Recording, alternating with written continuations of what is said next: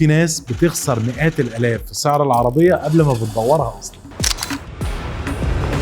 لما اغلب الناس بتيجي تشتري العربيه، اول حاجه بتبص عليها شكل العربيه والكماليات وسعر العربيه والقسط، لكن قليل جدا اللي بيسأل سعر العربية ده هيبقى بكام بعد 3 أو 4 سنين. وده سؤال ممكن يفرق معاك أكتر من حاجات كتيرة جدا، لأن الحقيقة مش كل العربيات بتخسر قيمتها بنفس الطريقة. في عربيات بتنزل من المعرض وبعد كام سنة بتلاقي فعلا سعر العربية لسه متماسك.